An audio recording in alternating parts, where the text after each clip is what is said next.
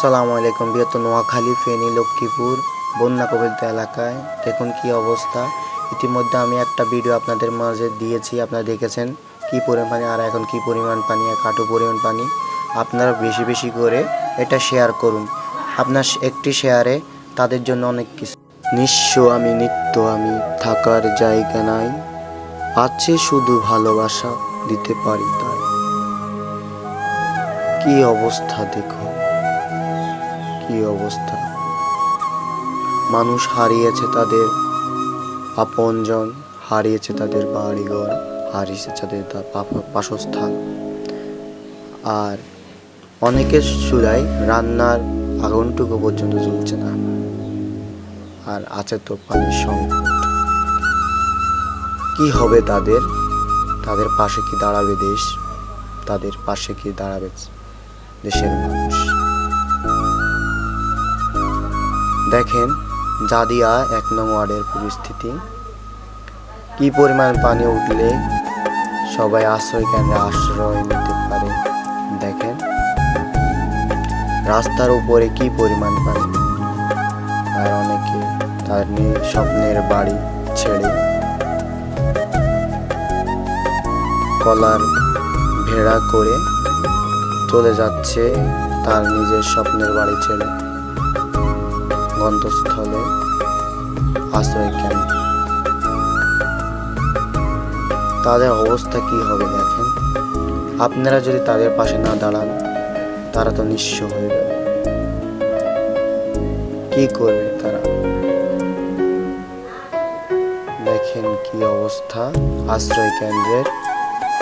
আশ্রয় কেন্দ্রে সবাই, অনেকেই আশ্রয় নিয়েছে। কি করবে মানুষ? আশ্রয় কেন্দ্রের উপরেও পানি ওঠার সম্ভাবনা বেশি দেখতেছি। একতলায় আপনারা দেখতেছেন, দেখেন কতটুকু পানি উঠলে ঘর বাড়ি সব ডুবে যেতে পারে। আর সামনের ভিডিওতে দেখুন কি অবস্থা জাদিয়া ১ নং ওয়ার্ডের মানুষের বন্যা কবলিত পরিস্থিতি।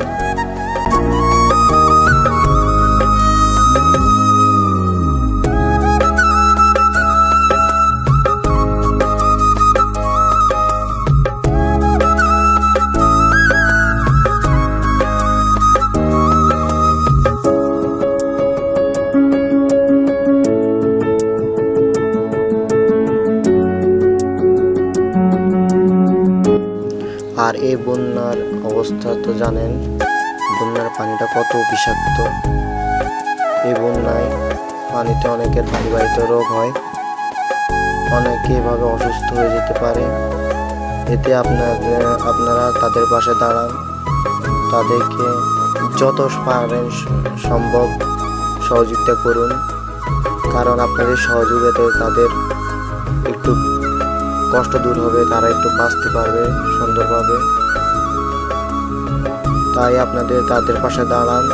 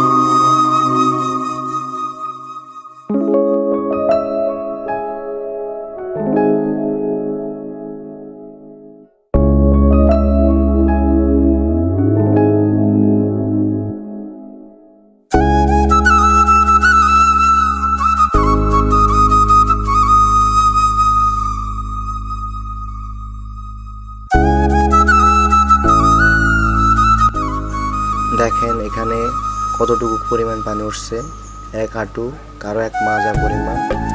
দেখেন কতটা কষ্ট করে চলাফেরা করতেছে। দেখেন তাহলে কি হবে এবার। দেখেন ওনার কত এক মাজা পরিমাণ পানি, এভাবে তারা চলাফেরা করছে কষ্ট। আর এখানে যে রাস্তায় 20 মিনিট লাগলো সে 1 ঘন্টা লেগে যায় যেতে যেতে। দেখেন কি অবস্থা। এবং জালি 1 নং ওয়ার্ডের বন্যার পরিস্থিতি।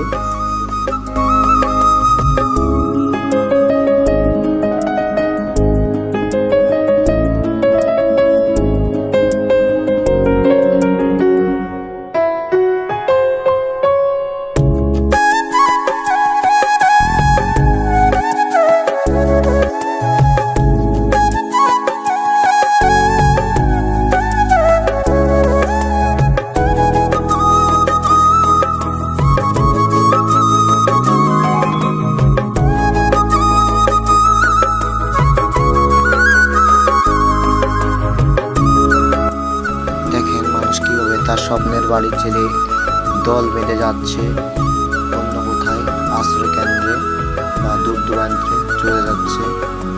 আর যাদের যাওয়ার জায়গা নাই তারা কি করবে?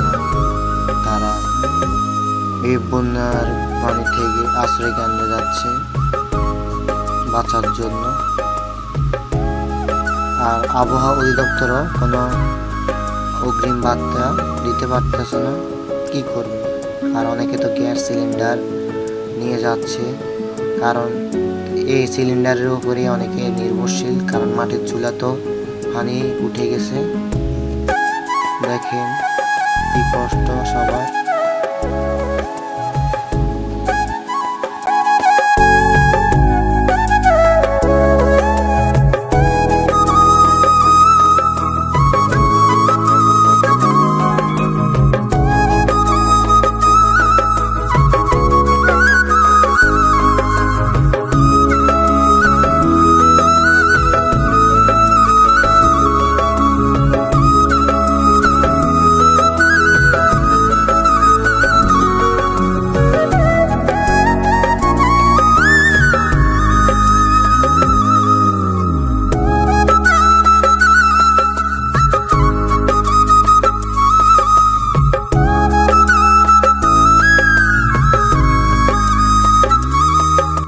হায় রে মানুষ, বুক ভরা কষ্ট নিয়ে তারা যাচ্ছে তাদের গন্তব্যস্থল আশ্রয় কেন্দ্রে।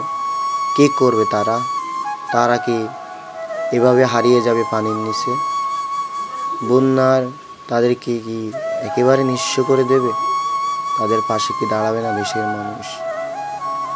দেখেন কি পরিমাণ কষ্ট নিয়ে তারা গ্যাস সিলিন্ডার, বালতি এবং থাকার সরঞ্জাম নিয়ে যাচ্ছে তারা আশ্রয় কেন্দ্রে। ছোট বাচ্চাটি কি ভাবতো এভাবে বন্যার কবলে পড়বে? কি অবস্থা তাদের, কি হবে তাদের? তারা কাকে দায় দেবে? তাদের পাশে কি দাঁড়াবে না কেউ? দেখুন সামনের পরিস্থিতি।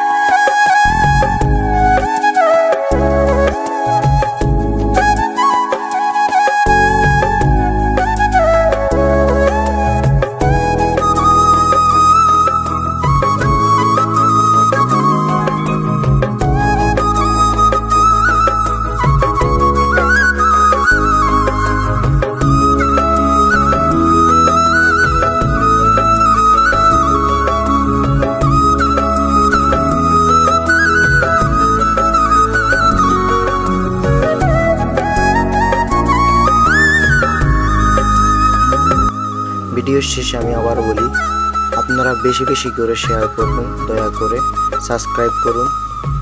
আপনার একটি শেয়ার, একটি সাবস্ক্রাইবে তাদের জীবন বদলাতে পারে, তারা পেতেও পারে 2 মুঠো খাবার। তাই আপনারা বেশি বেশি শেয়ার করুন, এতে তাদের একটু কষ্ট দূর হতে পারে। এ বলেই আমি আমার সম্পূর্ণ ভিডিও শেষ করলাম। আর সবাইকে আমার অন্তঃস্থল থেকে ধন্যবাদ। সবাই ভালো থাকুন, সুস্থ থাকুন। আর নেক্সট ভিডিও দেখার জন্য অপেক্ষা করুন আর বেশি বেশি করে শেয়ার করুন। আসসালামু আলাইকুম।